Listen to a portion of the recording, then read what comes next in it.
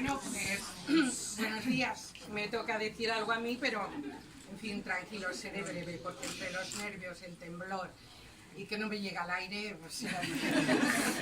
Pero digo, hoy como si fueran los Oscar, porque este es el Oscar de mi vida. Mucho mejor que los de Hollywood, porque es el Oscar de mi barrio, Castellaro Liberal. Para mí es un gran honor, tan grande que me desborda, y más cuando estas cosas suelen hacerse cuando la gente ya se ha ido.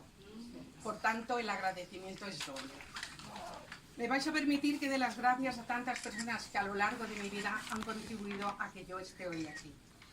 Gracias a mis padres y a la familia de los que tanto aprendí y que tanto me apoyaron.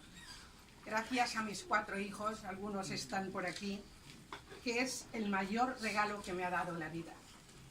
Gracias a vecinos, vecinas y amigos que siempre me acogisteis y me valorasteis. Gracias a la Asociación de Vecinos, a la Junta anterior, a la Junta de ahora, personas tan especiales a los que felicito por su extraordinario trabajo, siempre altruista y siempre por y para el barrio. Y cómo no, gracias a María Oliver, regidora de Cultura, que forma part del Govern del Canvi. Gràcies per demostrar que les coses es poden fer d'una altra manera. María, no cambies.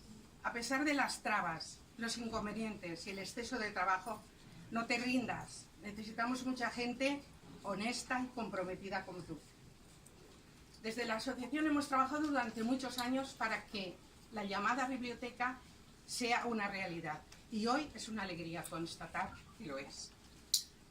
Y ya termino, deseando de corazón que entre todas y todos valoremos y mimemos la cultura y la educación, porque solo desde ahí podremos cambiar el mundo. Gracias. ¡Bravo!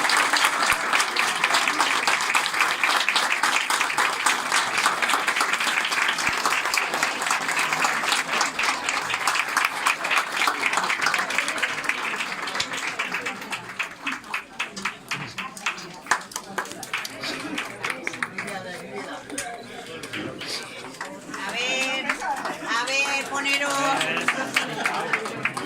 ver. Un momento, bueno, las flores y el primer carnet de la biblioteca es para Matilde.